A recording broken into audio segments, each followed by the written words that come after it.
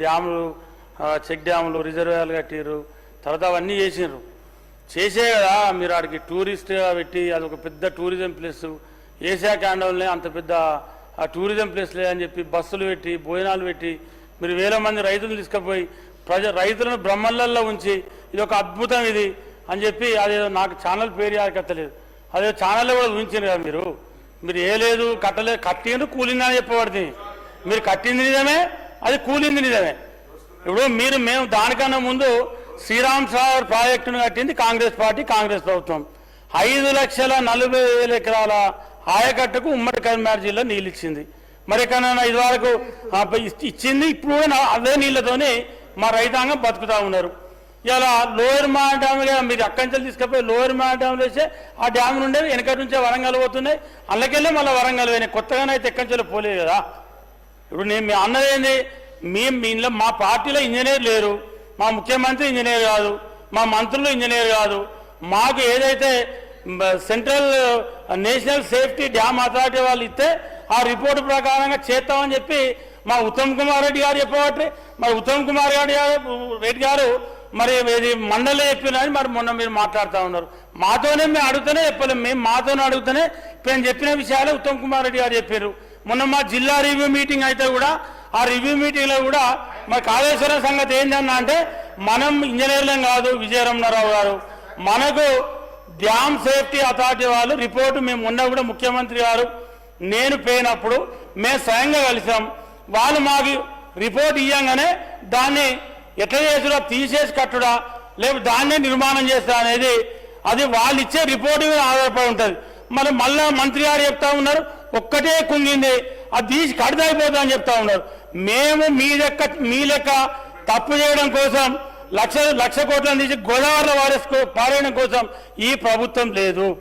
దా లెక్క రైతుల సొమ్మును రాళ్ల పాలు చేయడం కూడా నీళ్ల పాలు చేయడం కోసమో ఈ ప్రభుత్వం లేదు. మేముంది, ఈ ప్రభుత్వం ఉంది రైతుల కోసం. ఇవాళ ఆనాడు తెలంగాణ రాష్ట్రం వచ్చి మీకు పరిపాలన అప్పచెప్పేటప్పుడు 57,000 60,000 కోట్ల అప్పు, ఇవాళ మీరు మాకు ఇచ్చేటప్పుడు 7.5 లక్షల కోట్లు. అంటే 10 ఏళ్లలో మీరు చేసినటువంటి ఇది అప్పుల కథ.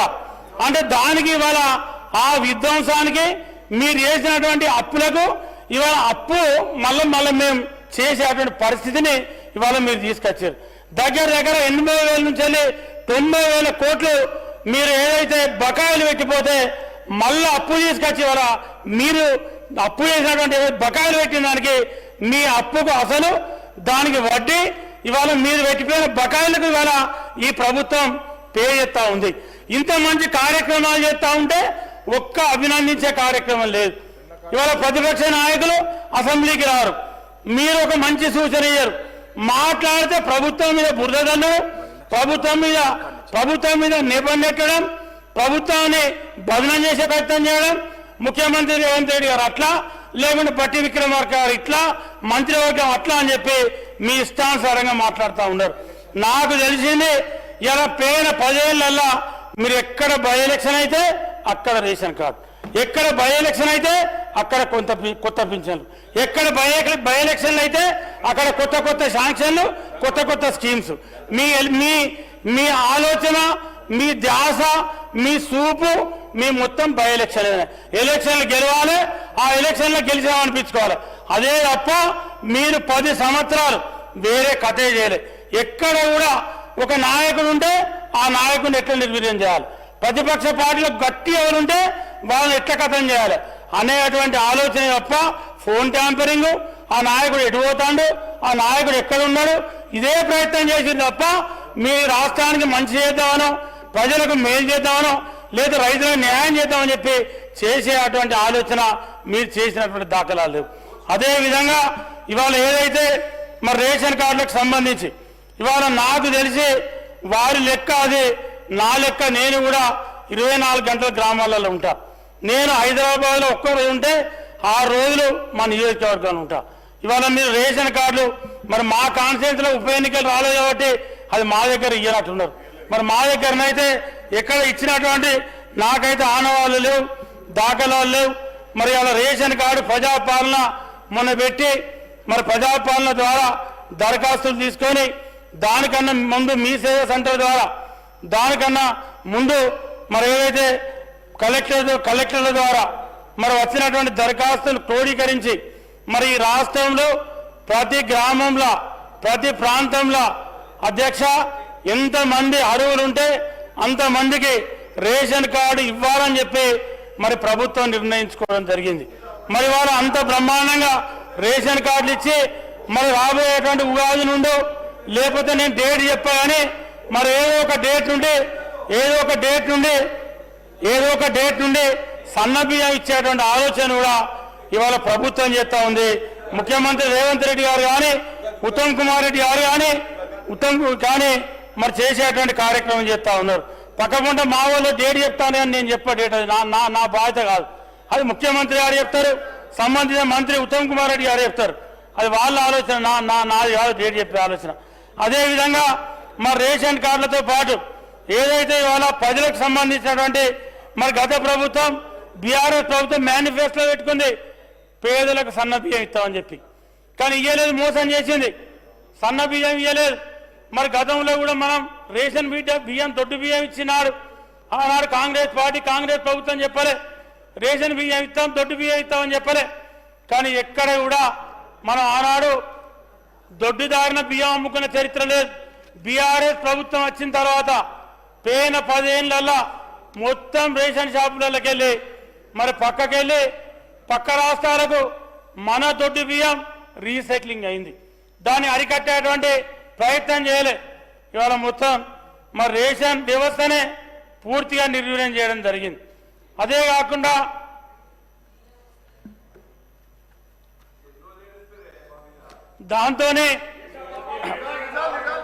దాంతోనే ఆరోగ్య శాఖకు సంబంధించి ఇవాళ పెద్ద ఎత్తున నిధులు కేటాయించడం జరిగింది.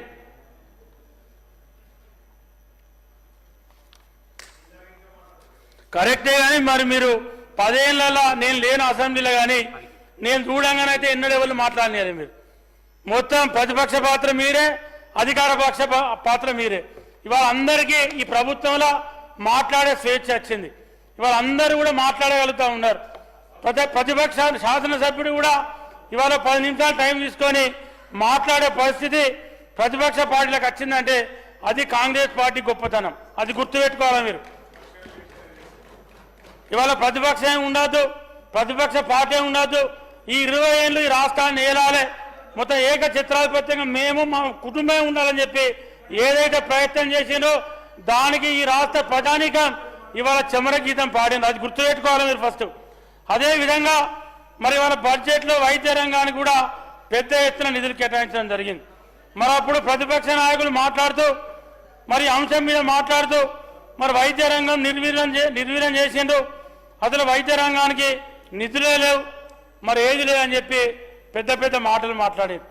ఇవాళ అట్లేం లేదు, ఆరోగ్యశ్రీ కూడా చాలా తక్కువ చేసి మాట్లాడారు.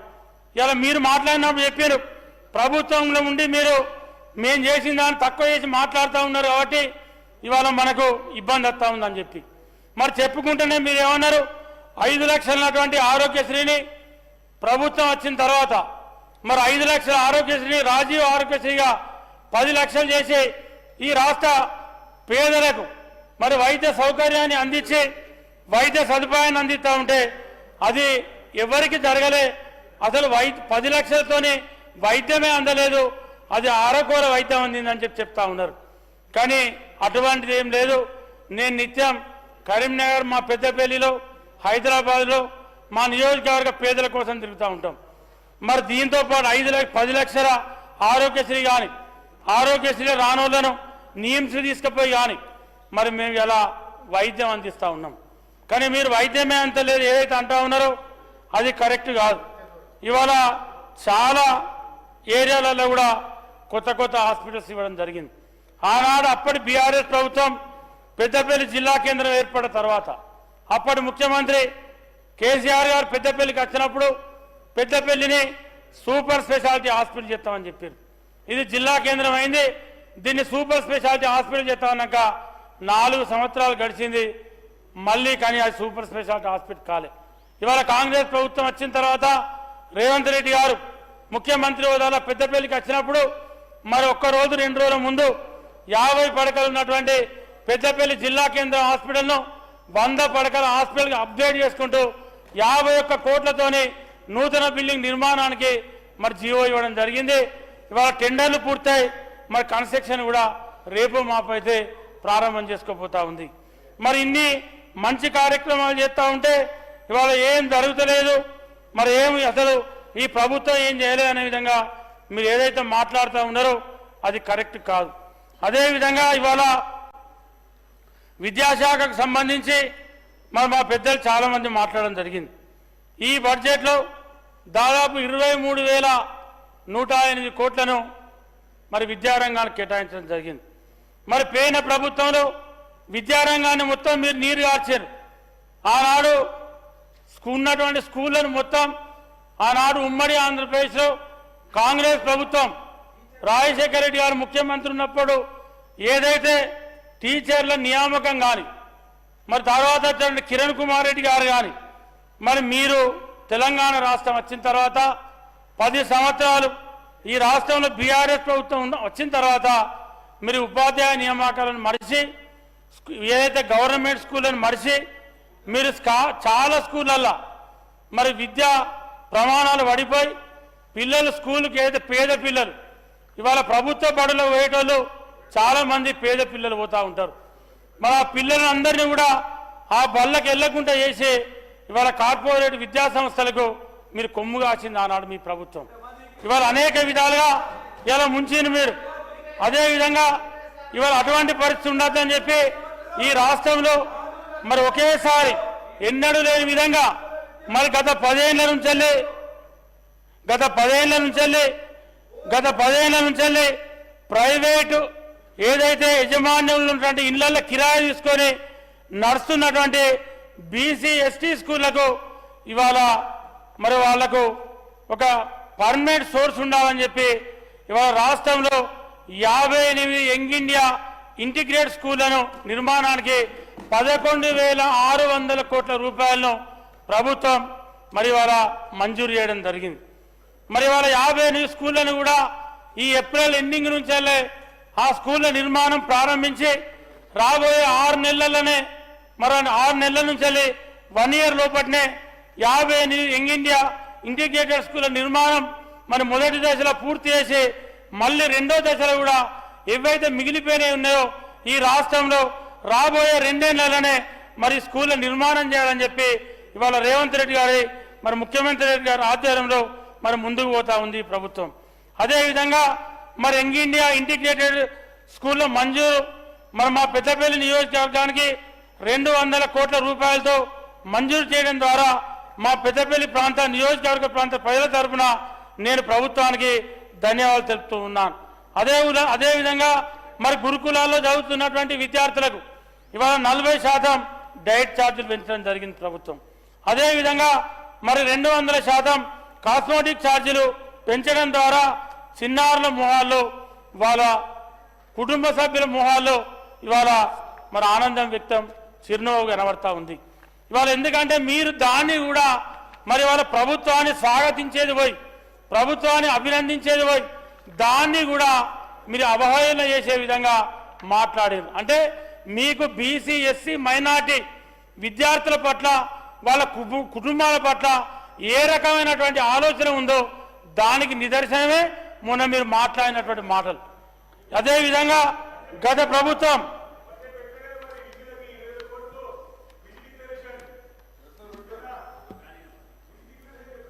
అదేవిధంగా మాచర్లలో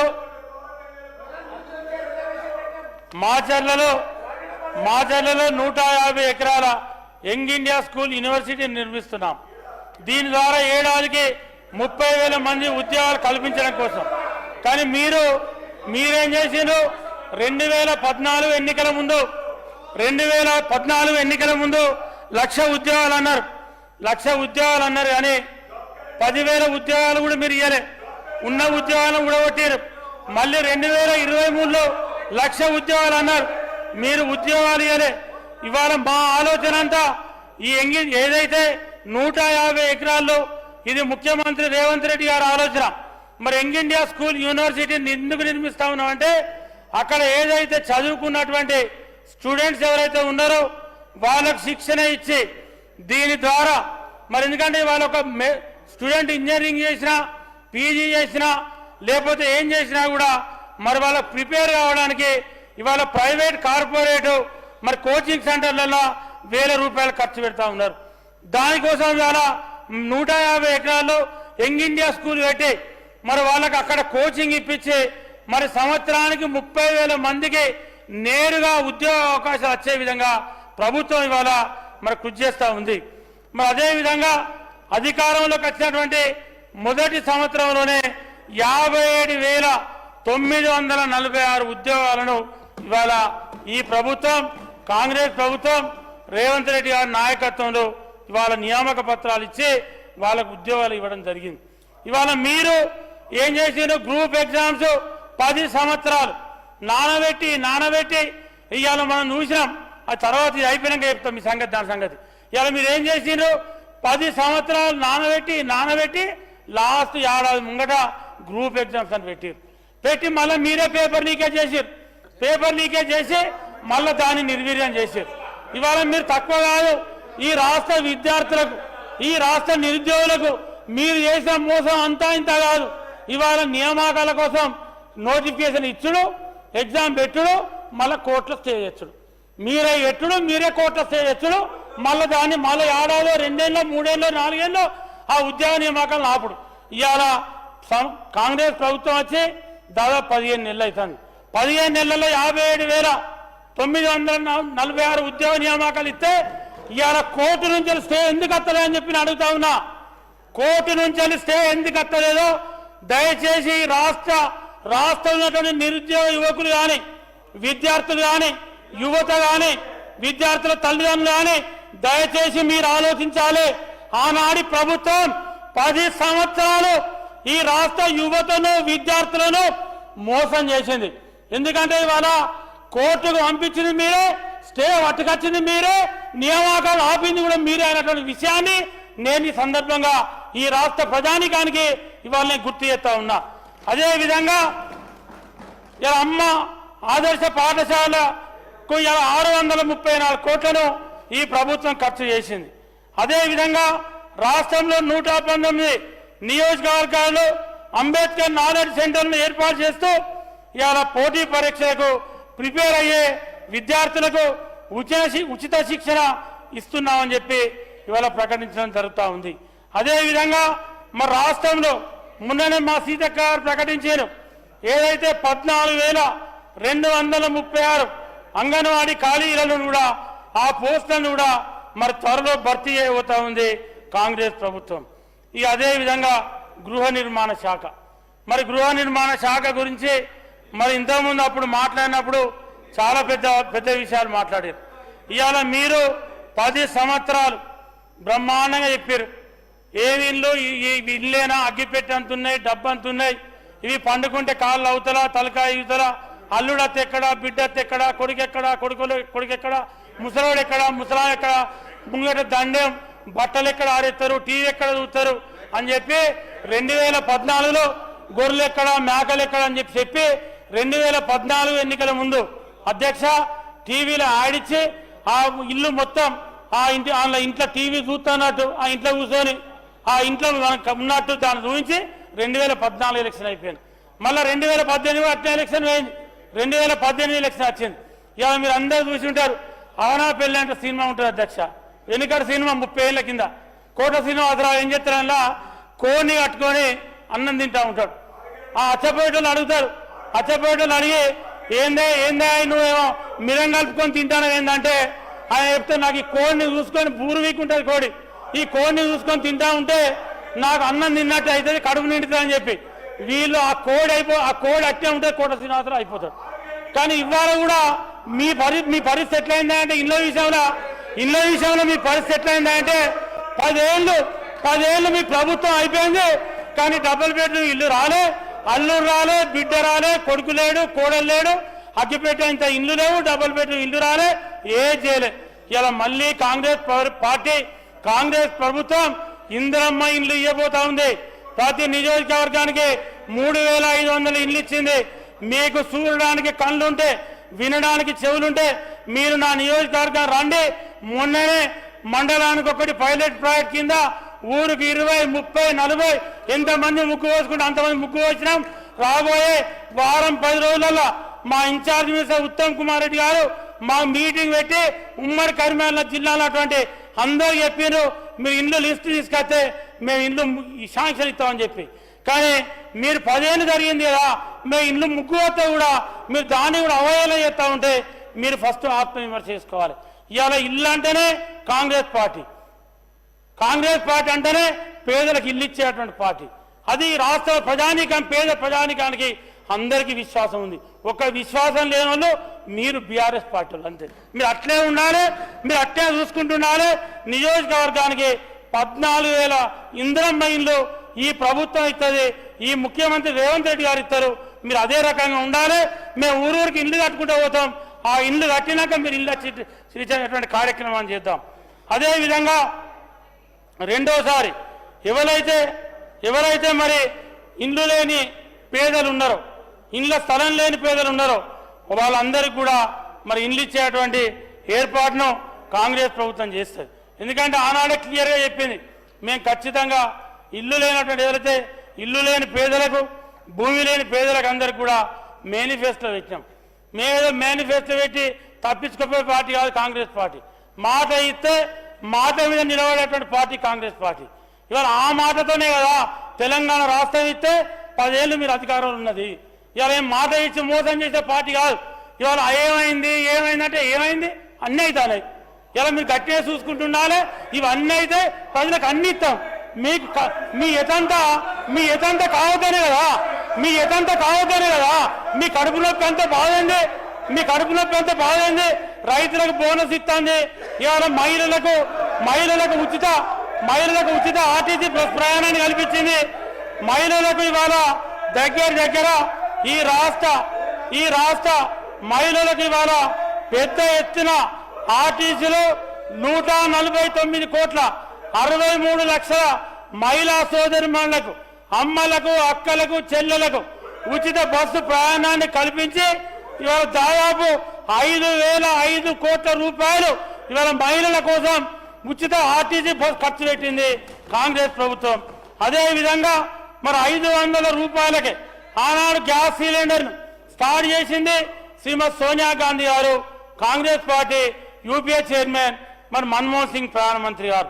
ఈ దేశంలో ఎంతమంది పేదలు ఉంటే అంతమంది గ్యాస్ సిలిండర్ ఇవ్వాలని చెప్తే ఆనాడు మరి ఇప్పుడు వచ్చేటువంటి నరేంద్ర మోడీ గారు ఆయన లేడు, పెద్ద మాటలు మాట్లాడిన మహేశ్వర్ రెడ్డి గారు ఏదో రాష్ట్ర ప్రభుత్వం చేస్తలేదు, మేము మొత్తం బలికొడుతున్నాం, అక్కడి నుంచి తెలిసి మొత్తం ఇక్కడ పెడతా ఉన్నాం, మా అంత గొప్పోళ్ళు అని చెప్పి మహేశ్వర్ రెడ్డి గారు స్క్రిప్ట్ చదివిండి అవతల పడ్డాడు.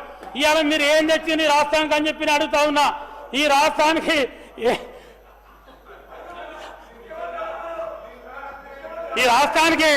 రాష్ట్రానికి మీరు ఏం తెచ్చిందని చెప్పి అడుగుతా ఉన్నా.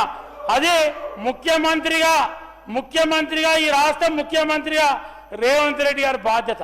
నరేంద్ర మోడీ ప్రధానమంత్రి కలుస్తాం, ఈ రాష్ట్రానికి రావాల్సిన నిధుల గురించి కానీ ఈ రాష్ట్ర ప్రాజెక్టుల గురించి కానీ అడగవలసిన బాధ్యత ముఖ్యమంత్రి గారి ఉంది అని చెప్పి ముఖ్యమంత్రి స్వయంగా సభలో చెప్పారు. నేను ఈ దేశంలో ఉన్నటువంటి అన్ని రాష్ట్రాల ముఖ్యమంత్రులకు ప్రధానమంత్రి అంటే పెద్దన్న లెక్క, అడగడం బాధ్యత మాది, ఇచ్చే బాధ్యత నరేంద్ర మోడీది. నేనేమంటా ఉన్నా మీరు 11 కోట్లు అంటే ఇప్పటికే 11 సంవత్సరాల మీద అధికారానికి వచ్చి సంవత్సరానికి 2 కోట్ల ఉద్యోగాలు ఇస్తా ఉన్నారు ఈ దేశంలో. ఆ లెక్కల దగ్గర తెలంగాణ రాష్ట్రానికి 80 లక్షల ఉద్యోగాలు రావాలి మీ బీజేపీ పార్టీ ద్వారా. మీరు మొన్న కూడా 8 పార్లమెంట్ సీట్లు ఇచ్చిండ్రు. మీరు రాష్ట్రానికి ఏ ఊరుగా పెట్టిండ్రో ఈ రాష్ట్ర ప్రజలకు ఫస్ట్ మీరు సమాధానం చెప్పాలి. బీజేపీ నాయకులుగా మీ 8 మంది ఎంపీలు ఏం చేసిందో చెప్పాలి. 2 కేంద్ర మంత్రులు ఉన్నారు, కేంద్ర మంత్రులు 2 ఏం చేసిందో చెప్పాలి. ఈ రాష్ట్రానికి ఏం చేసేది లేదు. మట్టినే అచ్చుడు, మైకి ముంగట మాట్లాడు, సభ్యుడికి ఏమన్నా అంటే ఇలా ఎలక్షన్ రాగానే ఇలా రేషన్ బియ్యం కలుపుడు, ఇలా గిన్నెలు నెత్తిన పెట్టుకున్నాడు, ఊళ్ళలో బాగా పట్టుకొని తిరుగుడు. ఎవరు కూడా గుర్తుపెట్టుకోవాలి బీజేపీ నాయకులారా నేను చెప్తా ఉన్నా. సెంటిమెంట్తో ఎవరు ఎన్ని కాలాలు బతకడు. ఇవాళ ప్రజలకు పనిచేసి ప్రజలతో ఎవరైతే మమేకమైనటువంటి రాజకీయ పార్టీ కానీ, ప్రజలతోని మమేకమై ఉన్నటువంటి రాజకీయ పార్టీ కానీ, ప్రజల మనసు కలిసినటువంటి రాజకీయ నాయకుడు కానీ వాళ్ళే ఉంటారు తప్ప ఇవాళ మీరు ఎన్నో రోజులు ఉండలేరు. ఇవాళ మీరు ఒకసారి ఎలక్షన్ రాగానే మీకు పాకిస్తాన్ యుద్ధం వస్తుంది, అప్పుడు దాకా ఏది ఉండదు. సర్జికల్ స్ట్రైక్ గుర్తొస్తుంది, ఎలక్షన్ అయిపోగానే సర్జికల్ స్ట్రైక్ బంద్ అవుతుంది. మొన్న ఎలక్షన్ రాగానే 2-3 నెలల ముందే ఇవాళ అక్షంతర అయోధ్యకి వెళ్ళి పంపిరాట, ఇక్కడ గ్రామాలలో డీజే పెట్టి వీళ్ళు తిరుగుడు, ఎలక్షన్ అయిపోతుంది. మళ్ళీ రేపేం పట్టుతారు వీళ్ళు. అంటే నేనేమంటా ఉన్నంటే తెలంగాణ సెంటిమెంట్ పెట్టుకొని కేసీఆర్ గారు కూడా 20 ఏళ్ళు ఒట్టించుకున్నారు. ఏమనంటే పేరు చెప్పి ఇవాళ ఆ కేసీఆర్ గారే తెలంగాణ సెంటిమెంట్ వేయనాక సాక్షాత్ కేసీఆర్ గారే కామారెడ్డిలో తుక్కు తుక్కుడు చేయడం. ఆ గతి కూడా బీజేపీ పార్టీ వరదే గుర్తుపెట్టుకోరు. ఆ గతి కూడా అంతే. నేను ఎందుకు చెప్తా ఉన్నంటే ప్రాంతీయవాదంతోనే కులతత్వంతోనే ఏ పార్టీ కూడా మనుగడ సాధించదు, ఏ పార్టీ కూడా బతికి బట్టగట్టది.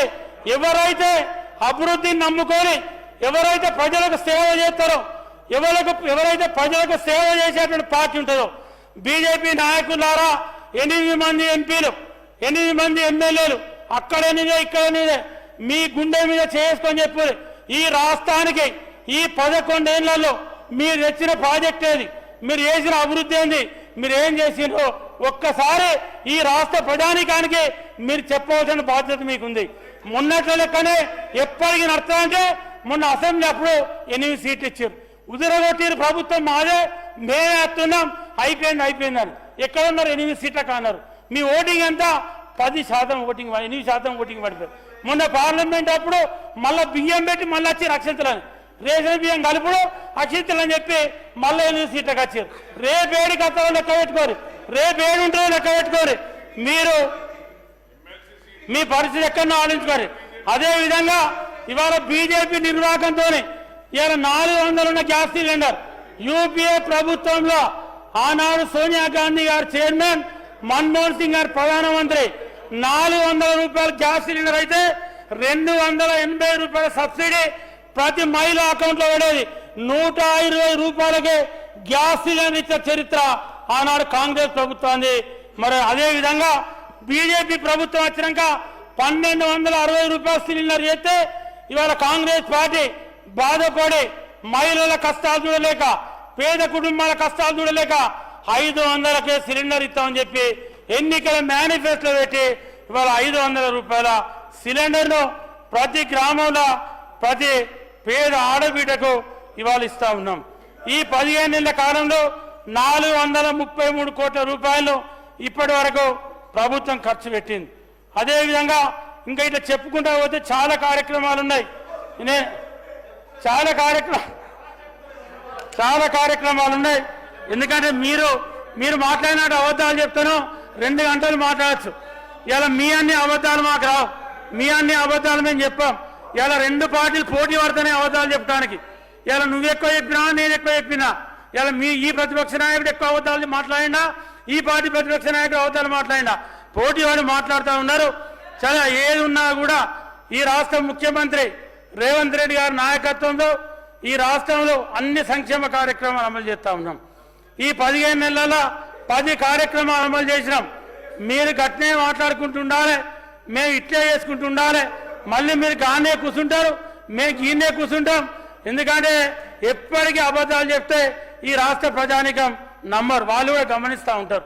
గ్రామాలలో ఏం జరుగుతూ ఉంది, గ్రామాలలో ఏం అభివృద్ధి అవుతా ఉంది, ప్రజలకు ఇవాళ ఈ ప్రభుత్వం పారదర్శకంగా ఉందా లేదా, ఏముంది ఏది లేదనేది ప్రజలు గమనిస్తూ ఉన్నారు. అధ్యక్ష, నాకు మాట్లాడేటువంటి అవకాశం ఇచ్చినటువంటి మీకు ధన్యవాదాలు తెలియజేస్తూ ముగిస్తా ఉన్నా. జై హింద్.